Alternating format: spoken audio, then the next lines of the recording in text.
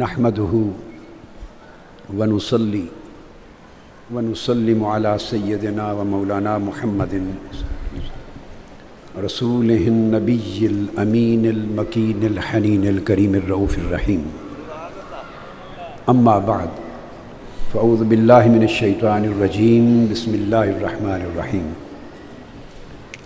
يا أيها الذين آمنوا لا ترفعوا أصواتكم فوق صوت النبي ولا تجهروا له بالقول كجهر بعضكم لبعض أن تحبط أعمالكم وأنتم لا تشعرون. سورہ الحجرات آیت نمبر 2. صدق اللہ مولانا العظیم. معزز مشائخ اعظام، علماء کرام، عاشقان مصطفیٰ، خدام مجلس میلاد مصطفیٰ، خواتین و حضرات، اللہ رب العزت کا شکر ہے جس کی توفیق سے ہم آج ناسا کولوسیم کے نیو یارک میں عظیم الشان اسٹیڈیم میں جمع ہیں، اور اس کانفرنس کا دوسرا سیشن جو میلاد مصطفیٰ صلی اللہ تعالیٰ علیہ وآلہ وسلم کے اسم پاک سے معنون ہے، منعقد ہو رہا ہے. میلاد مصطفیٰ ایک ایسی ٹرم ہے جب حضور علیہ الصلاۃ والسلام کی شان اقدس اور آپ کے ذکر مبارک کی رفعت اور بیان مقصود ہو تو سمبولک ٹرم ہے، اسے میلاد مصطفیٰ کے اجتماع کا نام دیا جاتا ہے. میں مبارکباد دیتا ہوں آمنہ کے تمام فاؤنڈنگ ممبرز کو اور جملہ منتظمین اور شرکاء کو اور سامعین کو جو امریکہ کے اطراف و اکناف سے اور برطانیہ سے خاص طور پہ اور دیگر ممالک سے، اور ہمارے بعض احباب خاص طور پہ رفیق احمد خان منہاج القرآن انڈیا کے صدر بامبے سے آئے ہیں. میں چند ضروری چیزیں اس میلاد مصطفیٰ کانفرنس کے حوالے سے آپ کے گوش گزار کرنا چاہتا ہوں. آج کی اس کانفرنس کے لیے جو خاص چیز میں سمجھانا چاہتا ہوں، جس سے ابتدا کر رہا ہوں، وہ توجہ طلب ہے. آج کا موضوع ہے ایمان، محبت اور ادب مصطفیٰ سے عبارت ہے. یہ بات اصولی طور پہ ذہن نشین کر لیں. آج کی گفتگو میں محبت کے موضوع کو میں زیادہ نہیں لوں گا، چونکہ محبت یہ پچھلے سال نیو جرسی کی میلاد مصطفیٰ کانفرنس میں میری گفتگو کا موضوع تھا. آج میری گفتگو کا پورا مرکز و محور ادب کا حصہ رہے گا.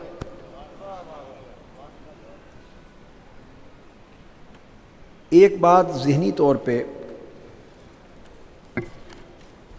ذہن میں رکھ لیں کہ دنیا میں آپ کوئی بھی پودا اگانا چاہیں، کوئی پودا اس کی پلانٹیشن کرنا چاہیں، تو ہر پودے کی پلانٹیشن کے لیے، اسے اگانے کے لیے اور اس پلانٹ یا فلاور کو نشو و نما دینے کے لیے ایک خاص قسم کی سوئل، زمین درکار ہوتی ہے، اور خاص قسم کا موسم درکار ہوتا ہے، اور خاص قسم کی آب و ہوا درکار ہوتی ہے. یہ ایک ایسی بات ہے جسے آج کے زمانے میں بھلا دیا گیا ہے. دین، عقیدہ اور ایمان کے باب میں اس مسلمہ حقیقت کو نظر انداز کر دیا گیا. بیسک ہے.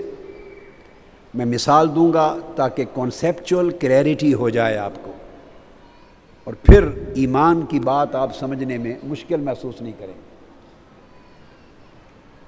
کوئی پودا، اس کا بیج لے لیں یا نرسری سے پلانٹ لے آئیں اور اس کو اصل موسم کے خلاف کسی اور موسم میں بو دیں، اس کو سوئل جو چاہیے فرٹیلائزر اور سوئل نہ ملے، جو موسم، کلائمیٹ، ویدر، آب و ہوا درکار ہے، کچھ انڈور پلانٹس ہوتے ہیں، کچھ آؤٹ ڈور پلانٹس، تو وہ ویدر نہ ملے، بیج بھی وہی ہوگا مگر وہ پودا نہیں ہوگے گا۔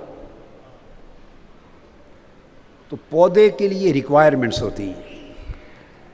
آپ مثلا اس کو ذہن نشین کر لیں کہ اگر کوسموس پلانٹ ہے، کوسموس، اس کو اگانا ہو، پلانٹ کرنا ہو تو اسے ونٹر میں پلانٹ کیا جاتا ہے اور پھر وہ گرمیوں میں بلوم کرتا ہے۔ اگر اسے گرمیوں میں لگا دیں تو مر جائے گا۔ پھول ہیں مختلف اور پودے ہیں، لیلیز، لیلی کو آپ سپرنگ میں، بہار میں پلانٹ کرتے ہیں، تب یہ پودا اگتا ہے اور پھول آتے ہیں۔ سن فلاور بہار میں لگانا پڑتا ہے، سپرنگ میں۔ لیونڈر، اس کو بہار میں لگاتے ہیں۔ اگر بدل کے کسی اور موسم میں یہ پلانٹ لگا دیں تو مر جائیں گے۔ پھر اسی طرح ایسٹر ایک پودا ہے، اس کو لگانے کے لیے جون سے اگست تک سمر کے موسم میں لگایا جاتا ہے، کسی اور موسم میں لگائیں گے مر جائے گا۔ آئرس ایک پودا ہے، گرمیوں میں لگاتے ہیں، اسی جون سے اگست کے درمیان، کسی اور موسم میں لگائیں گے مر جائے گا۔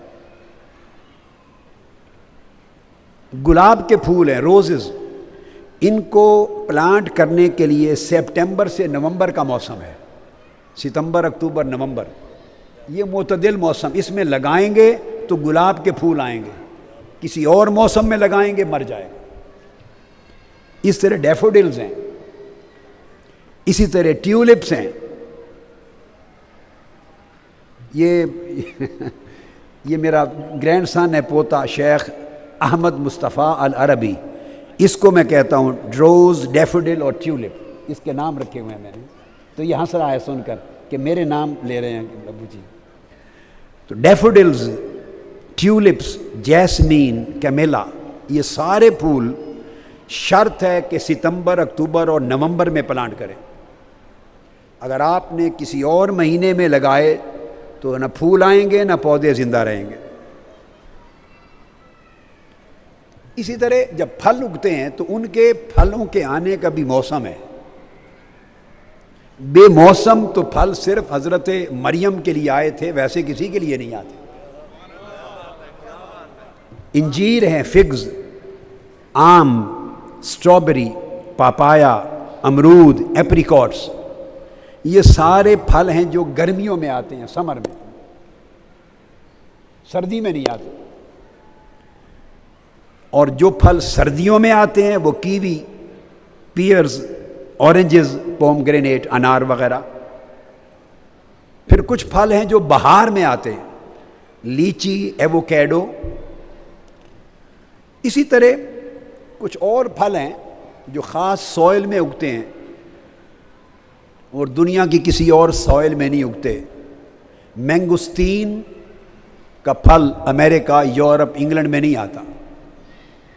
ریمبوٹان، بہت لذیذ پھل ہیں، دونوں امریکہ، یورپ، آسٹریلیا، دنیا میں کہیں نہیں اگتے۔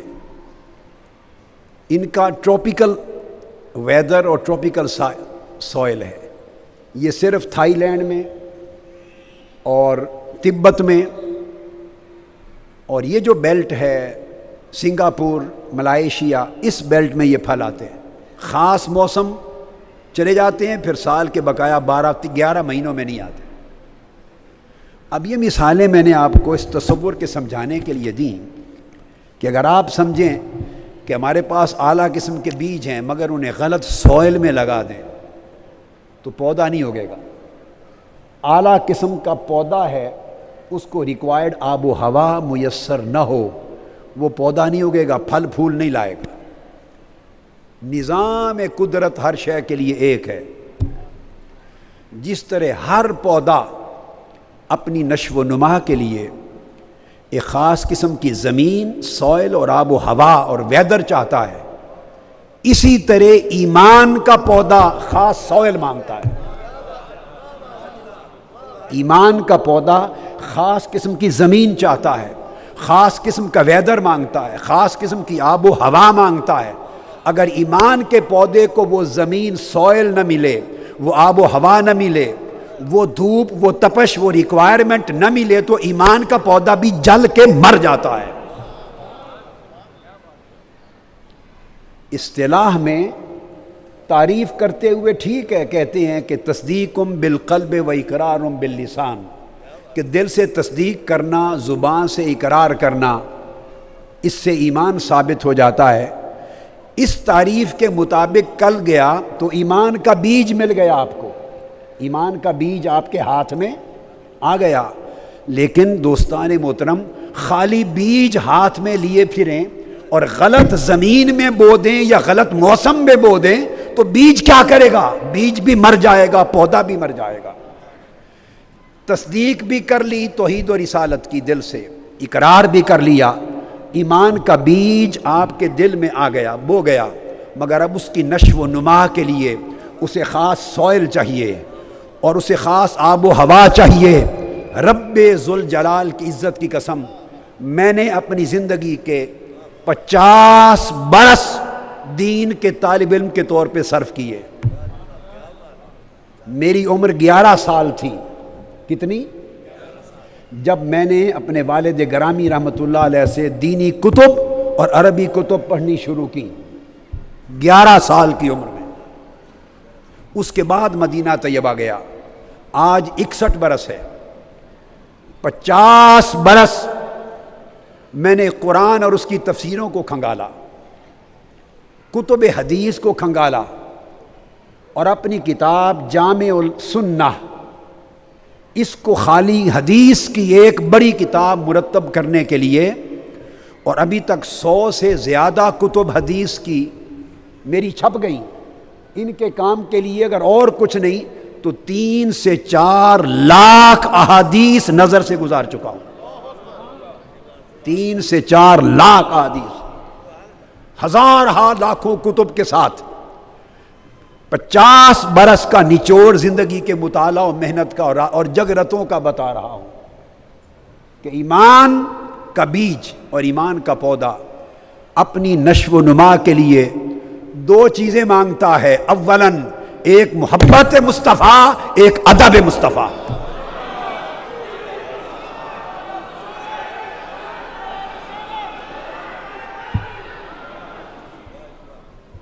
اگر آپ محبت مصطفیٰ کا، محبت کی سوئل نہ دیں اور ادب کا موسم نہ دیں، محبت کی زمین نہ دیں اور ادب کی آب و ہوا نہ دیں، تو تصدیق و اقرار کے باوجود ایمان کا پودا مر جائے گا، گل جائے گا، سڑ جائے گا.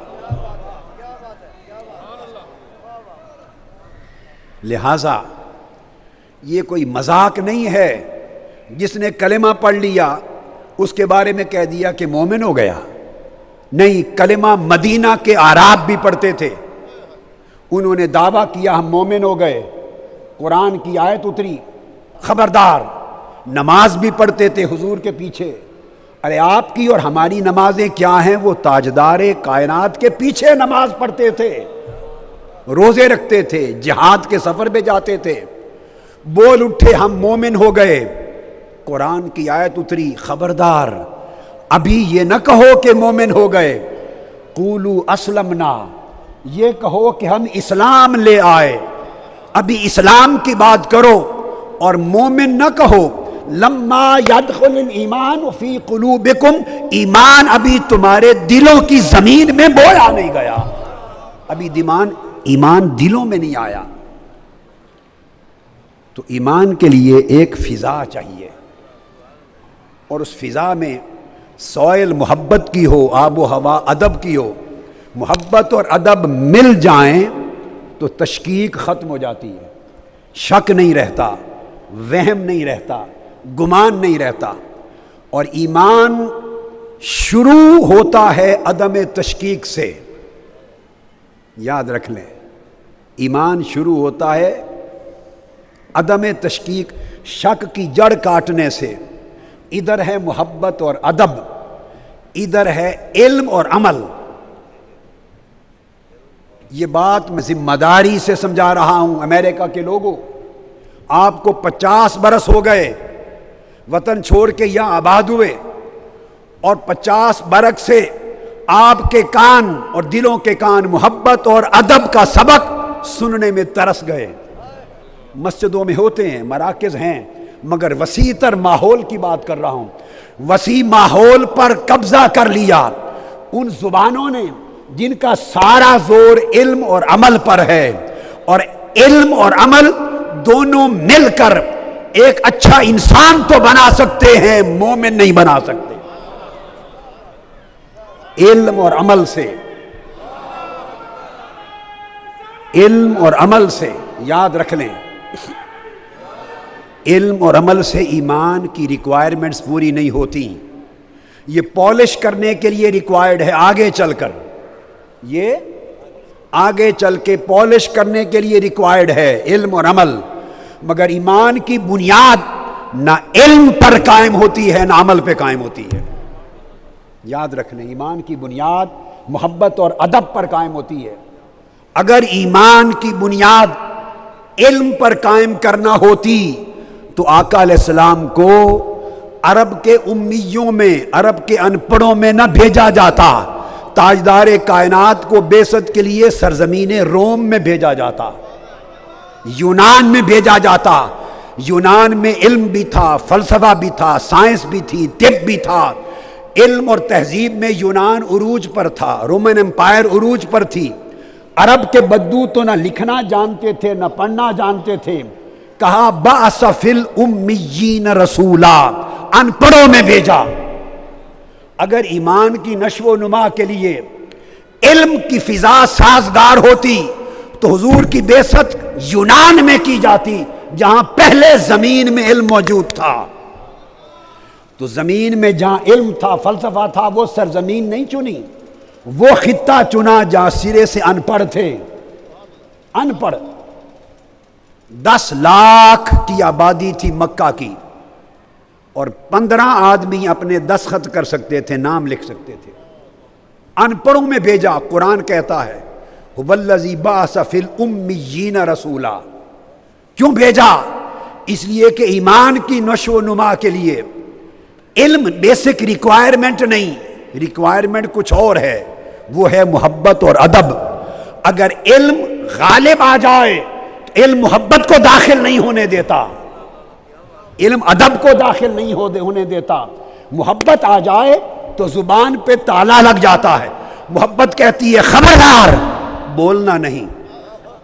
علم کہتا ہے چپ نہیں رہنا، علم کہتا ہے چپ نہیں رہنا، بول. محبت کہتی ہے نہیں، خاموش.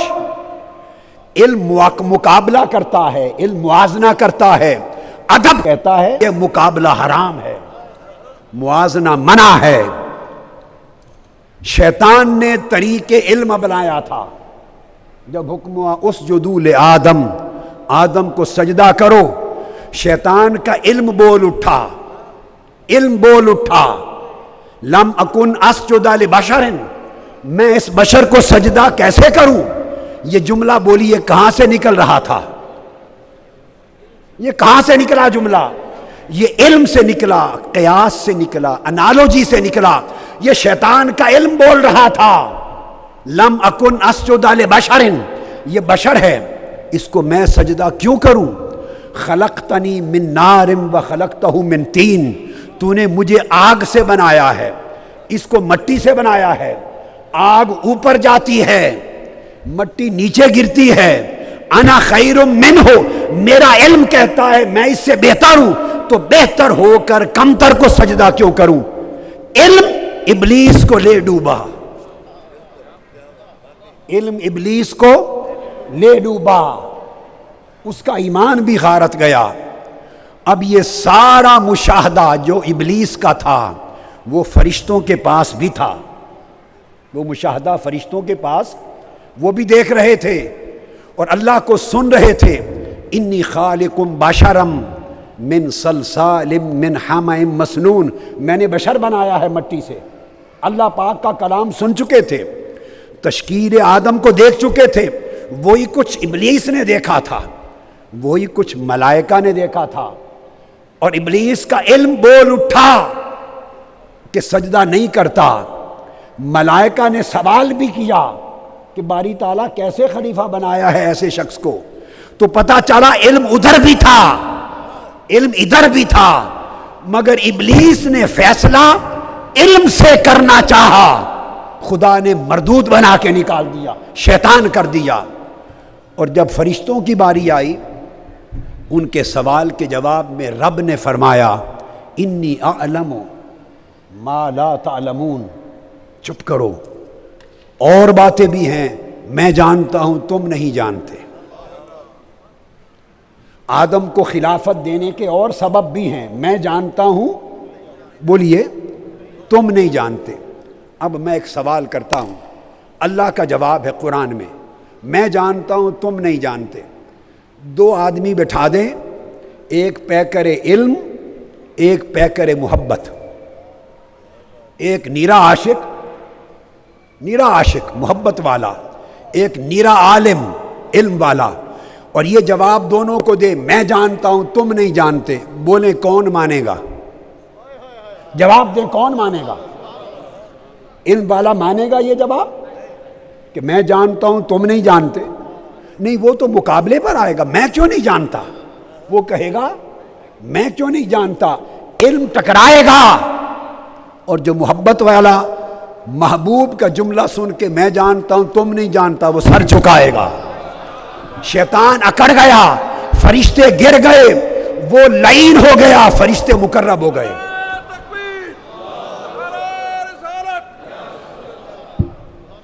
حاضرین محترم، تو نکتہ یہ ہے، علم شک ڈالتا ہے، علم شک ڈالتا ہے، محبت شک کو نکالتی ہے، محبت یقین ڈالتی ہے، علم اکڑ پیدا کرتا ہے، ایروگنس پیدا کرتا ہے، علم برابری پیدا کرتا ہے، محبت جھکاتی ہے، تواضع کرتی ہے۔ علم سوچتا ہے یہ کروں یا نہ کروں، محبت مجنو کے کتوں کے پیر بھی چماتی پھرتی ہے، مجنو کے شہر کے در و دیوار بھی چومتا ہے، محبت کہتی ہے چوم۔ اس لیے اللہ پاک نے فرمایا دو باتیں شروع میں، ذالک الکتاب لا ریب فیہ،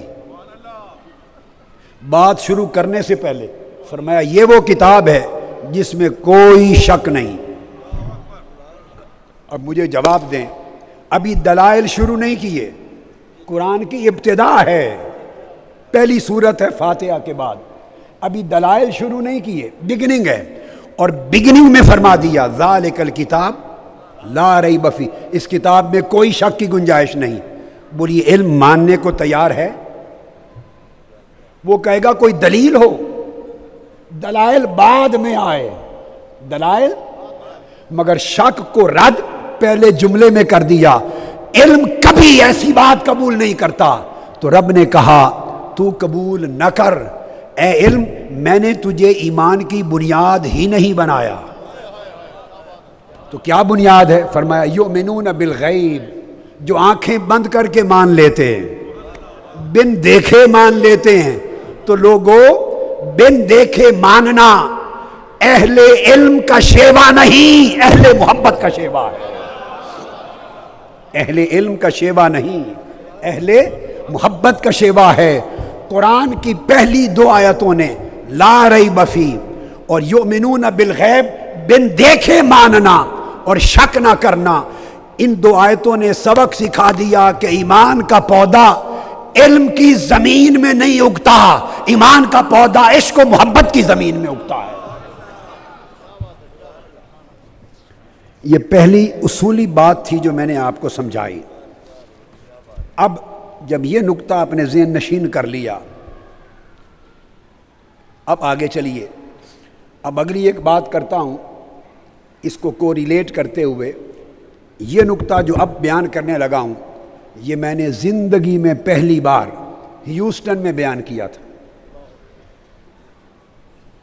حضرت شیخ رضی نیازی صاحب کا جلسہ تھا، ہمارے صدر منہاج القرآن امریکہ کے. علامہ نعیمی صاحب بھی تھے. فرسٹ ٹائم میں نے کہا جلال صاحب بھی تھے. وہ بات ضروری ہے کہ آج بتاؤں.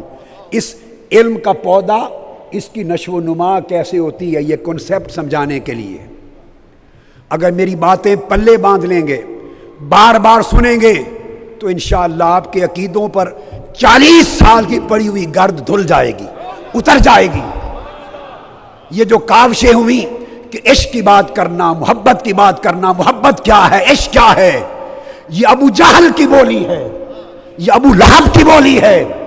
عشق کیا ہے، محبت کیا ہے، یہ بولی ابو لہب، ابو جہل، منکرین کی ہے. پوچھنا ہے عشق محبت کیا ہے، ابو بکر سے پوچھو، عمر سے پوچھو، عثمان سے پوچھو، علی سے پوچھو. آج میں ان کے نمونے دوں گا. تو پہلی بار ہیوسٹن میں کہی تھی، وہ توجہ طلب نکتہ ہے. پورے قرآن مجید میں آپ مطالعہ کریں، کچھ آیتیں ایسی ہیں جو تو اہل کتاب کو خطاب کی گئی، یا اہل الکتاب، اس میں تو انہی کا مضمون ہے جو اہل کتاب سے ریلیٹڈ ہے. باقی پورے قرآن میں 2 ایڈریس آئے ہیں سارے قرآن میں، الحم سے والناس تک. پوری انسانیت کو خطاب کرنا ہو تو یا ایھا الناس، اے لوگو. یہ خطاب آیا ہے صرف مومنوں کے لیے، اہل ایمان. پھر کہا جاتا ہے قرآن میں یا ایھا الذین آمنو، اے ایمان والو. یہ 2 قسموں کے ایڈریس ہیں قرآن میں. اب ایک بات توجہ طلب ہے، وہ یہ یا ایھا الناس 10 مرتبہ مکہ میں آیا، مکی صورتوں میں، 10 مرتبہ مدنی صورتوں میں آیا. مکہ میں سب کافر تھے، تھوڑے مسلمان تھے. مدینہ میں مسلمان بھی تھے، چونکہ اہل یہود بھی تھے، اہل کتاب بھی تھے. تو 10 بار مدنی صورتوں میں بھی یا ایھا الناس کہہ کے ایڈریس ہوا. یا ایھا الناس، اے تمام لوگوں. بات توجہ سے سننا، یہ ایڈریس ہے اسی طرح کا جیسے زور سے پہلے ہمارا پیس کانفرنس کا ایڈریس تھا، جس میں سارے مذاہب شامل تھے، تو سب کو خطاب کیا جا رہا تھا. تو جب سنیں بڑی توجہ سے، جب مخاطب سب ہوں، سارے ہوں، مسلمان بھی ہوں، کافر بھی ہوں، یہودی بھی ہوں، عیسائی بھی ہوں، کل مسلم و غیر مسلم سارے کو ایڈریس کرنا ہو، تو کہتے ہیں یا ایھا الناس. تو جب ان کو ایڈریس کرتے ہیں تو مضمون بھی ان کے مطابق بنایا جاتا ہے، جو سب کے لیے قابل قبول ہو. وہ جو سارے جیوز اور کرسچن لیڈر بیٹھے تھے، تو میں عشق رسول کا مضمون ان کے سامنے لے کے بیٹھ جاتا. بولیے کوئی جوڑ کی بات تھی؟ کہیے نہیں. وہ موضوع چنا جو پوری انسانیت اور سارے مذاہب کے لیے کامن انٹرسٹ کا ہے. 20 مرتبہ اللہ نے یا ایھا الناس کہہ کر بات کی، اور 99 مرتبہ 89 مرتبہ یا ایھا الذین آمنو، اے ایمان والو کہہ کر بات کی. 99 مرتبہ. اب نکتہ سمجھنے والا ہے، وہ یہ یا ایھا الناس 10 بار مکہ میں خطاب کیا، 10 بار مدینہ طیبہ میں. مگر یا ایھا الذین آمنو 99 مرتبہ، ایک بار بھی یہ خطاب مکہ میں نہیں کیا اللہ نے. 23 برس ہیں مکی دور کے. کتنے؟ 23 ایئرز. مدنی دور کے ہیں جسٹ 10 ایئرز. 23 برسوں میں ایک بار بھی ایڈریس یا ایھا الذین آمنو کر کے نہیں کیا. 10 برسوں میں 99 مرتبہ یا ایھا الذین آمنو کہا. یہاں تک سمجھ گئے؟ اب آگے چلیے. جب اللہ پاک نے قرآن میں یا ایھا الناس، اے سارے لوگوں، اے مسلم و غیر مسلم سب لوگوں، اپنے اور پرائے سارے لوگوں، میرا جملہ سنیں، اے اپنے اور پرائے سب لوگوں، جب قرآن میں اللہ نے یہ ایڈریس کیا تو معلوم ہے اس ایڈریس میں مضمون کیا رکھا. قرآن میں مضمون اکثر و بیشتر توحید رکھا، رد شرک رکھا. میں خلاصہ دے رہا ہوں پوری قرآنی آیات کا پڑھ کر، ایک ایک آیت کا نچوڑ. تقویٰ کا موضوع رکھا، جب کہا اے لوگو، دنیا کی حقیقت سمجھائی کہ عارضی ہے. آخرت پر ایمان کی دعوت دی، جب کہا اے لوگو. عمومی طور پہ رسالت پر ایمان لانے کی بات کی، جزا و سزا کی بات کی، قرآن کی صداقت اور حقانیت کی بات کی، انسان کی تخلیق کی بات کی، انسان کی حقیقت کی بات کی، انسانی وحدت اور انسانی مساوات کی بات کی، اعمال کی جزا و سزا کی بات کی، قیامت کے دن حساب و کتاب کی بات کی. یہ کل مضامین کا میں نے نچوڑ بتا دیا. جب اللہ رب العزت نے کہا اے لوگو تو اس طرح کے مضمون بیان کیے. کیا؟ اس طرح کے مضمون بیان کیے. اور جب اللہ رب العزت نے خطاب کیا یا ایھا الذین آمنو، اے ایمان والو، مدینہ میں تو اور سارے مضامین لیے، مگر بطور خاص عشق رسول اور ادب رسالت اور تعظیم محمد مصطفیٰ کے موضوع پر جتنی آیتیں ہیں ان میں سے ایک آیت بھی رب نے مکہ میں نہیں اتاری، سب مدینہ میں اتاری ہے. یعنی کفار سے خطاب کرتے ہوئے اللہ نے محبت رسول، عشق رسول کی بات نہیں کی، ادب رسول کی بات نہیں کی، تعظیم رسالت کی بات نہیں کی. جب مدینہ میں اہل ایمان کو خطاب کیا تو فرمایا یا ایھا الذین آمنو. توجہ طلب ہے، جب یہ خطاب کیا اہل ایمان کو تو فرمایا ایمان والو، جب میرے محبوب کی خدمت میں بیٹھے اور کسی بات کی سمجھ نہ آئے تو یوں نہ کہا کرو کہ بات دہرائیں یا ہماری رعایت کریں، نہیں کہا کریں انظرنا، ہمارے حال پہ نظر کرم فرمائیں. تو جب یا ایھا الذین آمنو کہا تو مصطفیٰ کا ادب سکھایا کہ حضور کی مجلس میں بات کیسے کرنی ہے. جب یا ایھا الذین آمنو کہا تو یہ سکھایا کہ خبردار، جو میرے رسول سے منہ پھیرے گا وہ خدا سے منہ پھیرے گا. جب یا ایھا الذین آمنو کہا تو ان کو کہا کہ خبردار ایمان والو، جب میرے مصطفیٰ کے گھر میں داخل ہو جاؤ، بلائے بغیر میرے محبوب کے گھر نہ جایا کرو، ان کی پرائیویسی میں دخل نہ دیا کرو، اور جب بلائیں تب جاؤ. غیر ناظرین اناہ اذا دعیتم فادخلوا، بلائیں تو جایا کرو. فاذا طعمتم فانتشروا، جب کھانا کھا چکو تو باتوں میں نہ بیٹھے رہا کرو، فوری گھروں کو چلے جایا کرو. ولا مستأذنین حدیث، حضور سے باتیں نہ شروع کر دیا کرو، کھانا کھا کے چلے جایا کرو. ان ذالکم کان یؤذی النبی، اگر دیر تک بیٹھو گے میرے محبوب کے گھر میں باتیں کرو گے تو دیر تک حضور کو جگانا اور آپ کے آرام میں خلل ڈالنا میرے مصطفیٰ کو تکلیف دے گا، تکلیف دے گا. فیستحیی منکم، اور میرا محبوب مصطفیٰ بڑے حیا والا ہے، میرا محبوب بڑے حیا والا ہے، وہ تکلیف اٹھا لیں گے مگر تمہیں جانے کا نہیں کہیں گے کہ اب جاؤ. چپ بیٹھے رہیں گے، انہیں تکلیف ہوگی، وہ چپ رہیں گے مگر ان کی تکلیف مجھے تنگ کرے گی. فرمایا واللہ لا یستحیی من الحق، میرے محبوب کو حیا ہے، وہ تمہیں جانے کا نہیں کہیں گے. میں رب ہوں، مجھے کیا حیا ہے، میں کہتا ہوں چلے جاؤ تاکہ میرے مصطفیٰ کے آرام میں خلل نہ آئے. جب مدینہ میں ایمان والوں سے خطاب کیا تو ایسی باتیں کی، ایمان والوں سے خطاب کیا تو فرمایا لا تقدموا بین یدی اللہ و رسولہ، میرے مصطفیٰ کے کلام سے پہلے زبان نہ کھولو، میرے مصطفیٰ کی قربانی سے پہلے قربانی نہ دو، میرے مصطفیٰ کا روزہ رکھنے سے پہلے روزہ نہ رکھو. جب مدینہ میں اہل ایمان سے بات کی تو فرمایا لا ترفعوا اصواتکم فوق صوت النبی، خبردار جب مجلس مصطفیٰ میں بیٹھو تو آوازوں کو نیچے رکھو، تمہاری آواز اتنی اونچی نہ ہو کہ مصطفیٰ کی آواز سے بلند ہو جائے. اب یہ باتیں اہل مکہ کو بھی تو کہی جا سکتی تھی. یہ سننے والی بات ہے. وہاں بھی مسلمان بنائے جا رہے تھے, ایمان کی دعوت دی جا رہی تھی, اور فرمایا میرے مصطفیٰ کو یوں نہ پکارا کرو جیسے آپس میں ایک دوسرے کو بلاتے ہیں.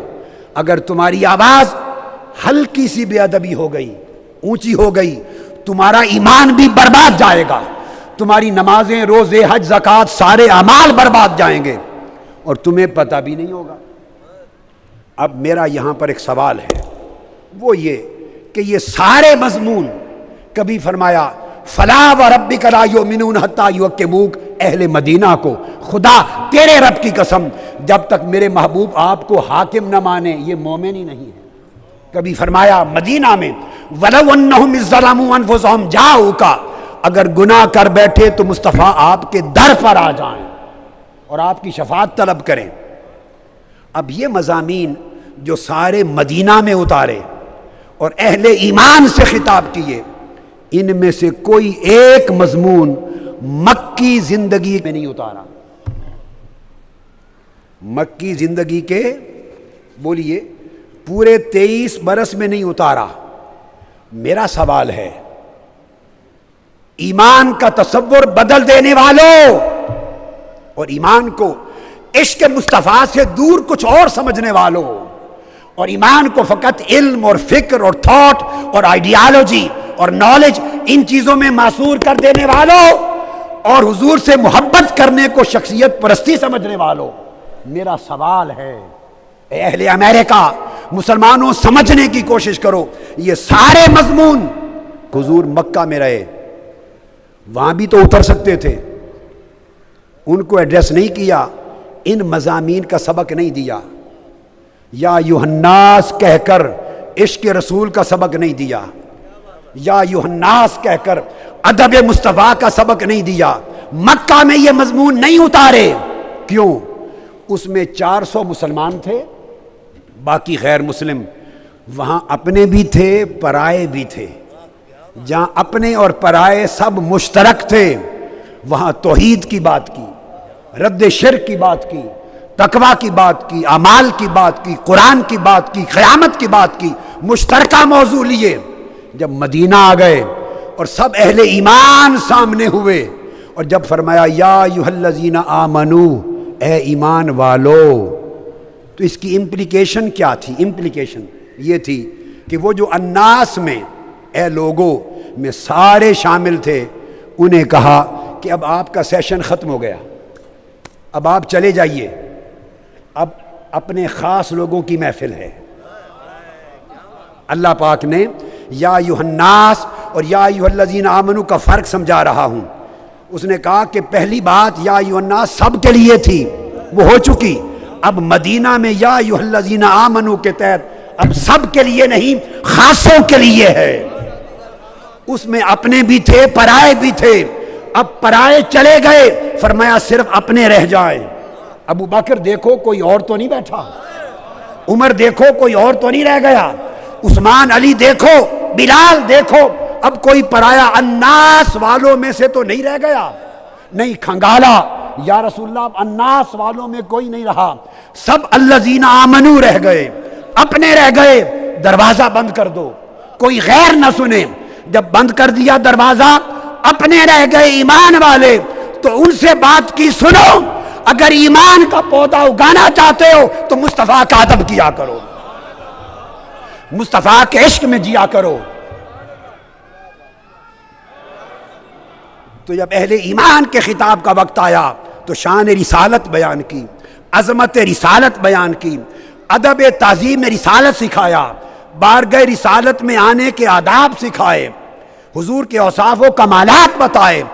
یہاں تک بتایا کہ اگر تم میں سے کوئی شخص حضور علیہ الصلوۃ والسلام کے پاس حاضر ہونا چاہتا ہے اور خصوصی اپوائنٹمنٹ لینا چاہتا ہے, خاص اپوائنٹمنٹ, کوئی شخص, اور اکیلے بات کرنا چاہتا ہے, کیا اکیلے بات کرنا چاہتا ہے تم میں سے کوئی شخص, اس کو حکم دیا, سورہ توبہ میں ہے, اس کو حکم دیا, سمجھ لیں جنرل اپوائنٹمنٹ نہیں. اگر کوئی شخص چاہتا ہے کہ میں اکیلے بات کرنی, ایکسکلوسیو اپوائنٹمنٹ چاہتا ہے, سورہ مجادلہ, سورہ مجادلہ آیت نمبر 12 اور 13. تو اللہ پاک نے آداب سکھائے. فرمایا یا ایھا الذین آمنو، اے ایمان والو. یا ایھا الناس نہیں کہا اس لیے کہ یہ بات پتہ نہیں الناس کو سمجھ میں آئے یا نہ آئے. ہر بات ہر ایک کی سمجھ میں آنے والی نہیں ہوتی. ہر بات پرایوں سے نہیں کی جاتی. کچھ باتیں صرف اپنوں سے کی جاتی ہیں. الذین آمنو صرف اپنے ہیں، الناس میں سارے. فرمایا ایمان والو، اگر تم کوئی خاص ایکسکلوسیو اپوائنٹمنٹ لو اور حضور علیہ السلام سے تنہائی میں مل کے بات کرنا چاہو، اذا ناجیتم الرسول، جب تنہائی میں حضور سے کوئی اکیلے بات کرنا چاہو تو ادب سنو، ایسے منہ اٹھا کے نہ چلے جایا کرو. فقدموا بین یدی نجواکم صدقہ، حضور کے چیمبر میں، آقا کی بارگاہ میں جانے سے پہلے باہر پیسے لے کر یتیموں، بیوگان، مسکینوں، غریبوں میں صدقہ کرو. پہلے صدقہ کرو. کیوں کہ مصطفیٰ کی بارگاہ میں جا رہے ہو. اور خیرات کرو غریبوں مسکینوں پر، چونکہ حضور کا دل خوش ہوتا ہے. خیرات کر کے ذالک خیر لکم واطہر، یہ تمہارے ایمان کے لیے بہتر اور دل کے لیے بڑا پاکیزہ ہے.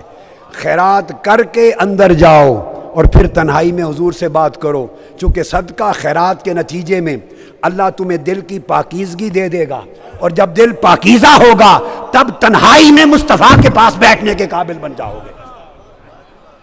اب سوال یہ ہے، یہ ساری تعلیم اللہ رب العزت نے اہل مدینہ کو، اہل ایمان کو دی، اہل مکہ کو کیوں نہیں دی یا ایھا الناس کہہ کر؟ تو پتہ چلا کہ اللہ پاک نے تبلیغ کا ایک قاعدہ بنا دیا قرآن کے ذریعے. قرآن کے ذریعے تبلیغ کا ایک اصول بنا دیا، اور وہ یہ کہ اہل مکہ میں مخاطب اکثر مشرکین تھے، کفار تھے. جب انہیں خطاب کیا تو زور توحید پر دیا. جب کفار کو خطاب کیا تو زور توحید پر دیا، زور رد شرک پر دیا، زور قیامت پر دیا، زور انسان کی حقیقت سمجھانے پر دیا. اور جب صرف اپنے اہل ایمان آ گئے، جب ان سے خطاب کیا تو زور ادب مصطفیٰ پر دیا. تو اللہ رب العزت نے قرآن میں تبلیغ کا اصول بنا دیا قیامت تک کہ مسلمان لوگوں، ارے عالموں، مبلغوں، سپیکرز، اسکالرز، اوریٹرز، ٹیچرز، قرآن کا اصول تبلیغ یہ ہے اور خدا کا اصول تبلیغ یہ ہے کہ جب تم خطاب کرو اور تمہارے مخاطب سارے لوگ ہوں، غیر مسلم مخاطب ہوں، تو زور توحید پر دو، زور رد شرک پر دو، زور قیامت پر دو، زور ہیومینٹی پر دو، ہیومنزم پر دو، ان باتوں پر زور دو جو مشترک ہیں. اور جب خطاب کرو اور تمہارے مخاطب مسلمان ہو تو ان کے سامنے رد شرک کی رٹ لگانے کی ضرورت نہیں. جب مسلمانوں کو خطاب کرو تو عشق مصطفیٰ کی موضوع پر زور دو، ادب مصطفیٰ پر زور دو، محبت مصطفیٰ پر زور دو، شان مصطفیٰ پر زور دو. اس لیے اللہ نے شان مصطفیٰ صرف اہل ایمان کا موضوع بنا دیا اور رد شرک سارے انسانوں کا موضوع بنا دیا. لہذا لوگوں، میں نے آج آپ کو کرائیٹیرین دے دیا، ایک ترازو دے دیا کہ آج بھی اگر کسی خطیب کو دیکھو، کسی اسکالر کو دیکھو، کسی مبلغ کو دیکھو اور وہ سامنے سب مسلمان بیٹھے ہوں، سب مسلمان بیٹھے ہوں اور مسلمانوں کو خطاب کرتے ہوئے تقریر ساری توحید پہ کر رہا ہو اور شرک پر کر رہا ہو اور قیامت پر کر رہا ہو اور پاسنگ ریفرنس حدیث کے طور پہ کبھی حضور کا ذکر کرے، جو مسلمانوں کو خطاب کرتے ہوئے زور صرف توحید اور رد شرک جیسے موضوعات پر دے، سمجھ لو کہ یہ خدا کے راستے سے ہٹا ہوا بندہ ہے، یہ قرآن کا راستہ چھوڑا ہوا ہے، یہ بھولا بھٹکا ہے. اور جس کو سنو کہ جب مسلمان سامنے ہوں تو زور توحید بھی بیان کرے، انسانیت بھی بیان کرے، قیامت بھی کرے، مگر جب مسلمان ہوں تو سارا زور محبت مصطفیٰ پر دے، ادب مصطفیٰ پر دے، شان مصطفیٰ پر دے، تو سمجھو یہ قرآن کے مطابق تبلیغ کر رہا ہے.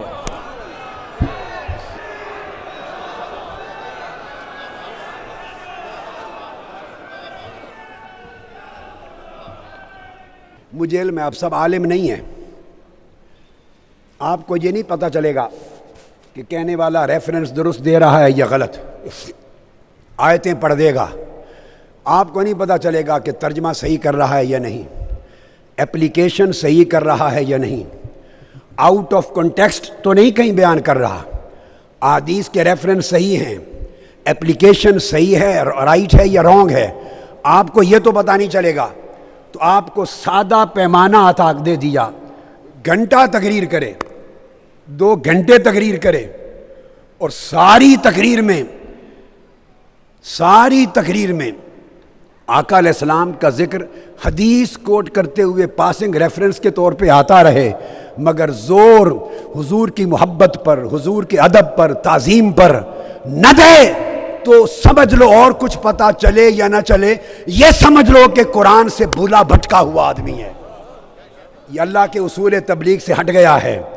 اور اگر اس کو سنو اور وہ زور حضور کے عشق پر دے رہا ہو، مسلمانوں کا جو رشتہ قلب آقا سے کٹ گیا ہے اس کے جوڑنے پر زور لگا رہا ہو، دلوں میں حضور کی محبت کا پودا اگا رہا ہو، حضور کا ادب سکھا رہا ہو، حضور کی تعظیم و تکریم سکھا رہا ہو، اتنی بات سمجھ میں آئے تو پتہ چل جائے گا کہ اس کا تعلق یا ایھا الذین آمنوا سے ہے، یا ایھا الذین آمنوا سے ہے۔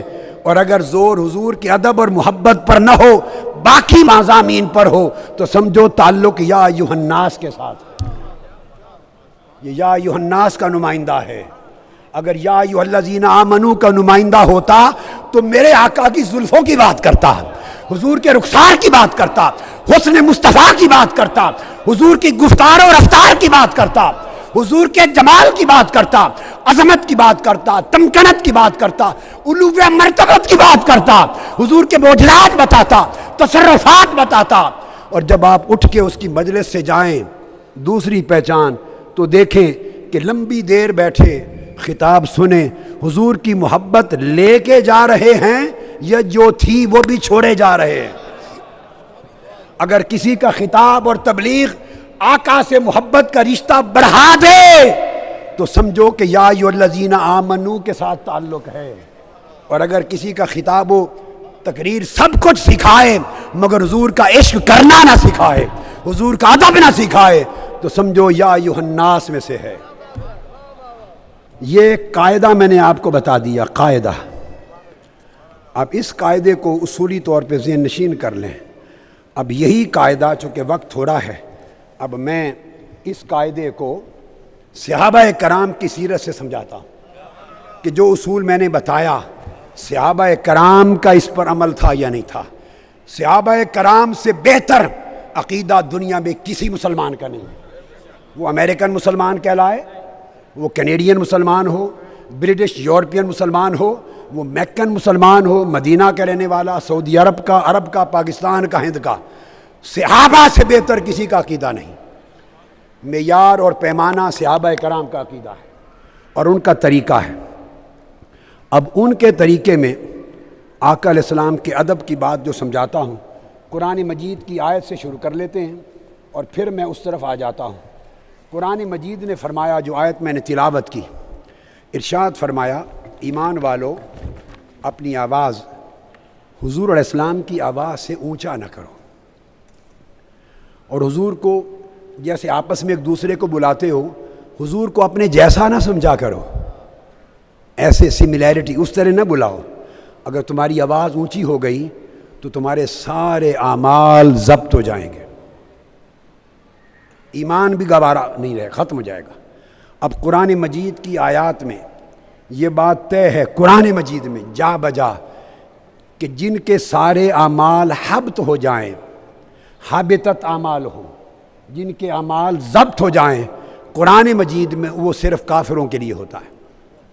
یہ بات یاد رکھیں، جب کہا جائے کہ سارے اعمال برباد ہو گئے، یہ صرف کافروں مشرکوں کے لیے ہوتا ہے، مومن مسلمان کے لیے نہیں کہا جاتا۔ قرآن نے کہا، اس پر قرآن مجید کی آیتیں ہیں، میں تفصیل میں نہیں جا رہا ہوں۔ اب قرآن مجید نے کہا اگر تم نے اپنی آواز بے ادبی کر دی اور تھوڑی سی بھی حضور کی آواز سے اونچی کر دی تو تمہارے سارے اعمال برباد ہو جائیں گے۔ اب یہ بات سمجھنے والی، ایک مرتبہ اگر کسی شخص نے حضور کی مجلس میں بے ادبی اور گستاخی سے آواز اونچی کر دی تو بے ادبی اور گستاخی کی ایک مرتبہ، just one time, once in a time, Quran نے کہا ان تحبط اعمالکم، تمہاری ساری زندگی کے سارے اعمال برباد۔ گستاخی کا عمل ایک، بے ادبی کا عمل ایک۔ بھئی ممکن ہے اس نے 50 حج کیے تھے، 100 عمرے کیے تھے، 50 حج بھی برباد، 100 عمرے بھی برباد، عمر بھر کی زکوٰۃ بھی برباد، صدقات بھی برباد، خیرات بھی گئے، نوافل بھی گئے، نمازیں بھی گئے، تبلیغ بھی گئی، جو اعمال عمر بھر کیے تھے لاکھوں کی تعداد میں، وہ سارے برباد ہو کے اکاؤنٹ نل ہو گیا، نل۔ کس وجہ سے؟ یہ سمجھنے والی بات ہے، صرف ایک مرتبہ کی گستاخی اور بے ادبی کی، بے ادبی سے آواز اونچی کر دی۔ تو اب میں موازنہ کروانا چاہتا ہوں، آپ کو کمپیریزن سمجھانا چاہتا ہوں کہ ایک طرف اعمال ہیں، عبادات ہیں، نمازیں، روزے، حج، زکوٰۃ، خیرات، صدقات، تبلیغات، مساجد، حلقات، سارے اعمال ہیں زندگی کے ایک طرف صرف ایک دن کی، ایک لمحے کی گستاخی اور بے ادبی ہے رسول پاک صلی اللہ علیہ وسلم کی، اس کے نتیجے میں زندگی کے سارے اعمال برباد گئے۔ تو بولی اللہ پاک نے وزن کس شے کا زیادہ بنایا؟ ادب کا وزن زیادہ کیا یا اعمال کا وزن زیادہ کیا؟ اب قرآن اللہ کا فیصلہ لے لیجئے، بھئی اگر اعمال کا وزن زیادہ ہوتا ادب سے، آج یہ تصور دیا جاتا ہے کہ کیا ہے ادب، اصل ساری بات اعمال ہے، یاد رکھ لو اعمال نہیں ہوں گے تو دوزخ میں لے جائیں گے، مگر بالآخر دوزخ سے نکل کے جنت میں جاؤ گے، اور اگر ادب نہ رہا، محبت نہ رہا تو دوزخ میں جاؤ گے، پھر کبھی نکالے نہیں جاؤ گے۔ اتنا فرق ہے۔ تو ایک لمحے کی بے ادبی عمر کے سارے اعمال برباد کرتی ہے۔ تو پتہ چلا کہ قرآن کے نزدیک ایمان کی تعریف یہ ہے کہ ادب کا مقام پہاڑ جتنا ہے، اور اس کے مقابلے میں سارے اعمال اگر بے ادبی ہو جائے تو ایک رائی تنکے کے برابر بھی نہیں رہتے۔ تو اعمال کا کوئی مقابلہ ادب کے ساتھ نہیں، اسی طرح اعمال کا کوئی مقابلہ محبت کے ساتھ نہیں۔ اب جب یہ قاعدہ آپ نے سن لیا، اب آئیے کہ صحابہ کرام کا طریقہ کیا تھا۔ صحابہ کرام کا طریقہ یہ تھا، اس آیت کریمہ پر بڑی ایمان افروز بات ہے، جب یہ آیت اتری، اس کے شان نزول کو کوٹ کر رہا ہوں صحیح بخاری سے، صحیح بخاری میں حدیث پاک ہے، حضرت انس بن مالک رضی اللہ تعالیٰ عنہ روایت کرتے ہیں۔ اب اس آیت کا جو ادب کا معیار ہے، جو ایمان، میں نے کہا کہ ایمان کی آب و ہوا اور سوئل ادب ہے اور محبت۔ صحیح بخاری میں ہے، انس بن مالک نے کہا کہ جب یہ آیت اتری کہ لوگوں اپنی آواز حضور علیہ السلام کی مجلس میں حضور کی آواز سے اونچا نہ کیا کرو ورنہ سب اعمال اور ایمان برباد ہو جائے گا۔ ایک صحابی تھے، ان کی آواز فطری طور پہ اونچی تھی، گلا بعض لوگوں کا ہوتا ہے نا، اس میں بڑا اونچا ہوتا ہے، بڑی اونچی بات کرتے تھے حضور کی مجلس میں تو بغیر انٹینشن کے خود آواز اونچی ہو جاتی تھی۔ جب انہوں نے یہ آیت سنی، انہوں نے گھر کا دروازہ بند کر لیا، کھانا پینا چھوڑ دیا اور زاروں قطار روتے رہے، رونے لگ گئے۔ 3 دن گزر گئے گھر میں کمرے میں بند ہو کر روتے ہوئے۔ یہ صحابہ کرام کا اب طرز عمل، ان کا تصور ایمان اور ان کا معیار ادب سمجھا رہا ہوں اب میں حدیث سے صحابہ کرام کا۔ 3 دن گزر گئے، آقا علیہ السلام نے نہیں دیکھا اس صحابی کو، تو پھر آپ نے فرمایا بھئی خبر لو، آج 3 دن ہو گئے، اس کو کیا بنا؟ 3 دن سے وہ آیا نہیں ہے ہمارے پاس۔ ایک صحابی گئے، خبر لے کے آئے، عرض کیا یا رسول اللہ صلی اللہ علیہ وسلم، خبر یہ ہے کہ وہ 3 دن سے گھر کا دروازہ بند کر کے زاروں قطار رو رہا ہے، کھانا پینا ملاقات بھی بند ہے۔ میں نے جا کے پوچھا کیوں رو رہے ہو؟ اس نے کہا فقد حبط عملہ وہو من اہل النار۔ میں صحیح بخاری کی حدیث سنائی، کتاب المناقب، اور بخاری شریف کا حدیث نمبر ہے 3417، 3417 حدیث نمبر صحیح بخاری کا۔ صحابی نے عرض کیا یا رسول اللہ، وہ رو رہا ہے اور کہتا ہے میں دوزخی ہو گیا۔ کیوں؟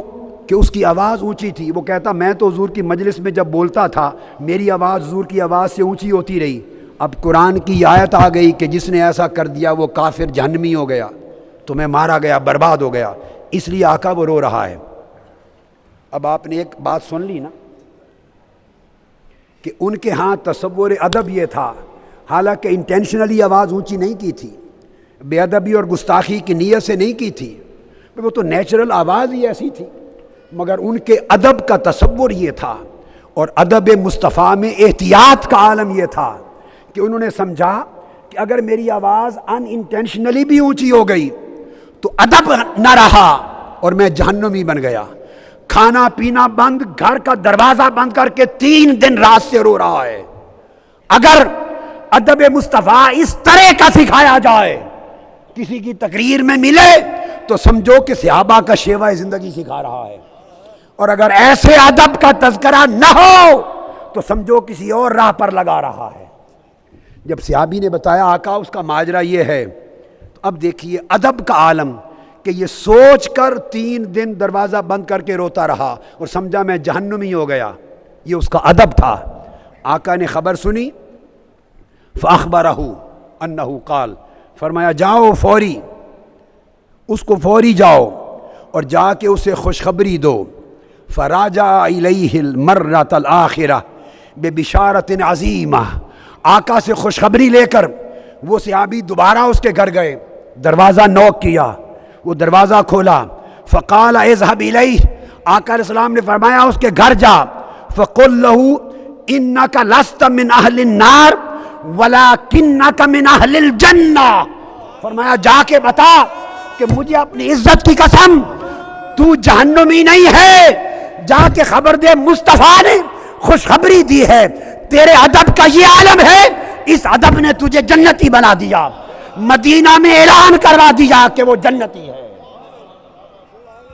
تو پتہ چلا جو آواز بلند کرنے کی بے ادبی کی نیت سے ایک گستاخی کرے وہ جہنمی ہے، اور جو ادب مصطفیٰ میں کھانا پینا چھوڑ کے روتا رہے اس کو میرے مصطفیٰ نے جنتی ہونے کا سرٹیفکیٹ عطا کر دیا۔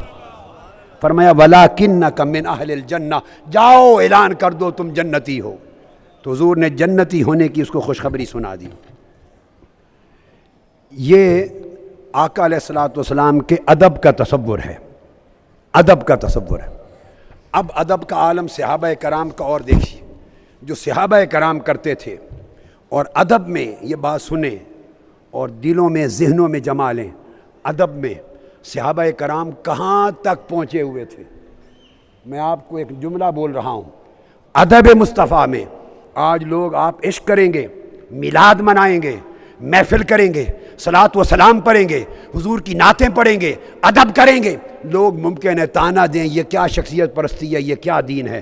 آؤ، دین نہ آپ کا لایا ہوا ہے نہ میرا بنایا ہوا ہے، دین مصطفیٰ نے دیا ہے، اور دین کو سمجھا صحابہ کرام نے ہے۔ جو معیار دین کا مصطفیٰ نے دیا اور صحابہ کرام نے پریکٹس کیا، ساری امت اسی معیار دین پر آ جائے۔ اب صحابہ کرام ادب مصطفیٰ میں کہاں تک پہنچے ہوئے تھے، یہ بات بڑی اہم کر رہا ہوں۔ ان کی لمٹ کیا تھی، ادب مصطفیٰ میں کتنی ہائٹ پر چلے گئے تھے، کتنی بلندیوں پر چلے گئے تھے۔ حضرت انس روایت کرتے ہیں رضی اللہ تعالیٰ عنہ، اور حدیث کی روایت ہے مسند امام احمد بن حنبل میں، امام احمد بن حنبل نے روایت کیا، اور اس کو امام دارمی نے بھی سنن میں روایت کیا، اس کو امام طبرانی نے بھی روایت کیا بے اسناد جید، امام نسائی نے بھی روایت کیا، سارے راوی اس کے ثقہ ہیں، اور امام حیثمی نے کہا رجالہ رجال الصحیح، اس حدیث کی سند کے سارے راوی صحیح ہیں۔ اب حدیث سنیے، انصاری گھرانے میں جو انصار تھے اہل مدینہ، ان میں کسی کے اونٹ پاگل ہو گیا، اونٹ، اور وہ لوگوں پر حملہ کرتا تھا اور دوڑتا تھا کھانے کے لیے، کاٹنے کے لیے۔ وہ پریشان ہوئے، اونٹ پاگل ہو گیا، پریشان ہوئے۔ تو بات سمجھنے والی ہے صحابہ کا عقیدہ کیا تھا۔ اونٹ پاگل ہو گیا ہے تو کسی حیوانات کے ڈاکٹر کے پاس نہیں گئے۔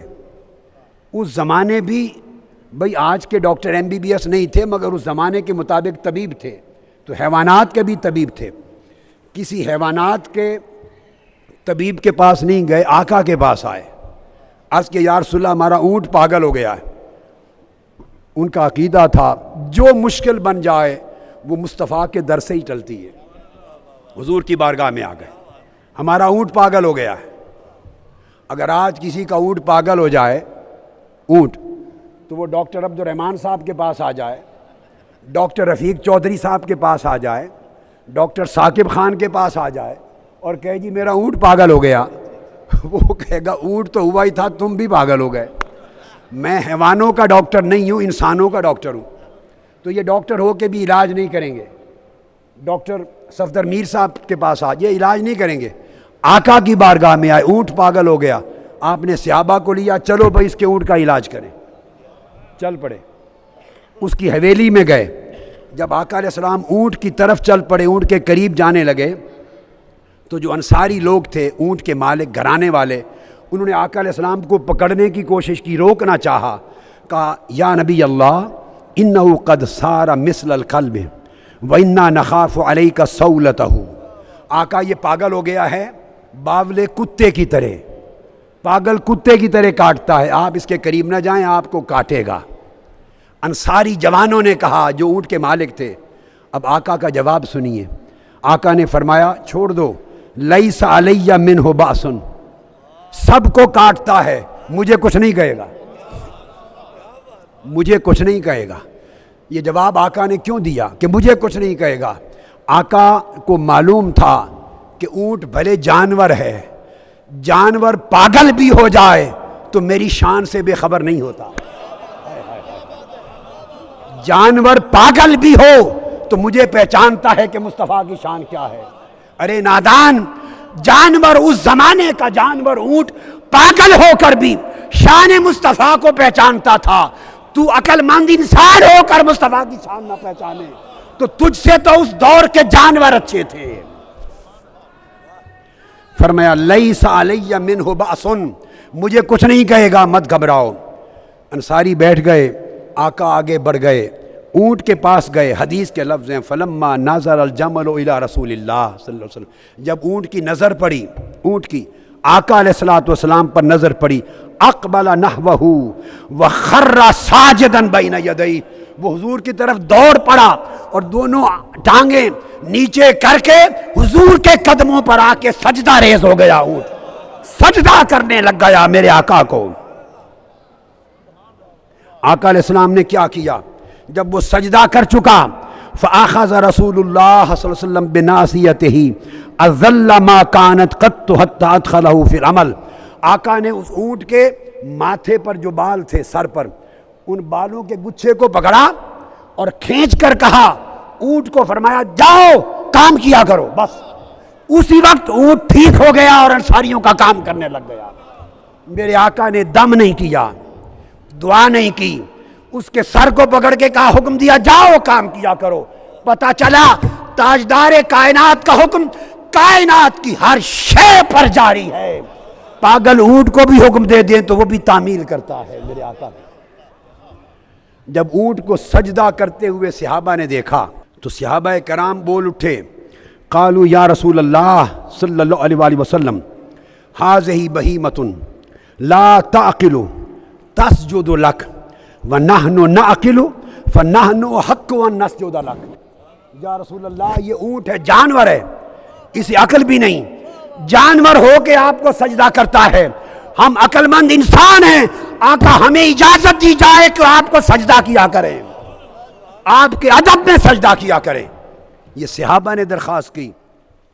اور ابو نعیم کی دوسری حدیث ہے کہ درخواست کرنے ایک اور واقعہ ہوا، پھر ایک اور واقعہ ہوا، کبھی بکریاں سجدہ کرتی، کبھی اونٹ کرتے۔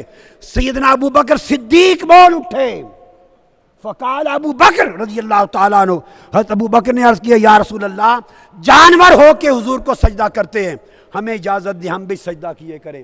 یہ ادب کا مقام تھا کہ وہ سجدہ کر نہیں سکتے تھے مگر دل تڑپتے تھے سجدہ کرنے کے لیے، یہاں تک مصطفیٰ کا ادب ان کا پہنچ چکا تھا۔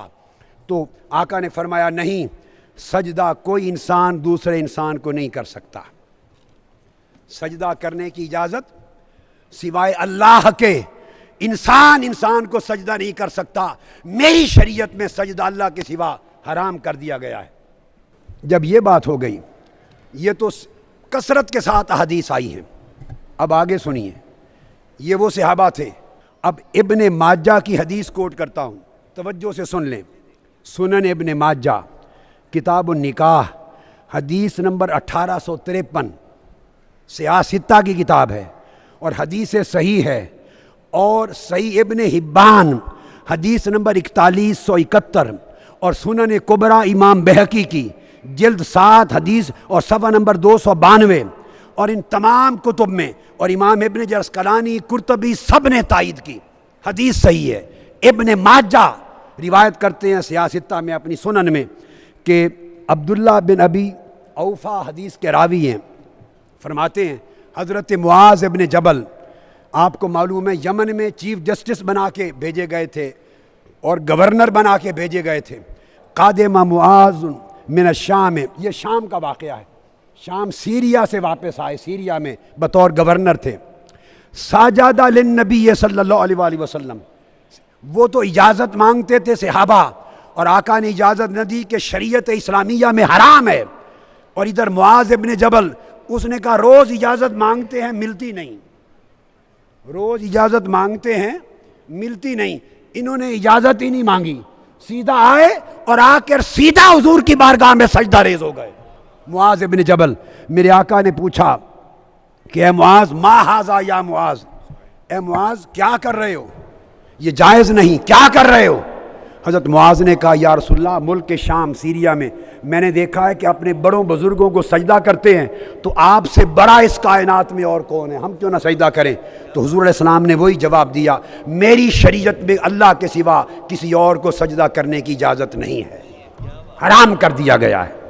تو اب صحابہ کرام کا ایک اصول تو یہ بتا دیا کہ ان کے ادب کا عالم یہ تھا کہ ادب میں اس مقام تک پہنچ گئے تھے کہ آقا کو ادب اور تعظیم میں سجدہ کرنے کے لیے دل تڑپتے تھے، مگر چونکہ شریعت کی اجازت نہ تھی، حرام تھا، اس لیے سجدہ کر نہ سکتے تھے، نہیں کر سکتے تھے۔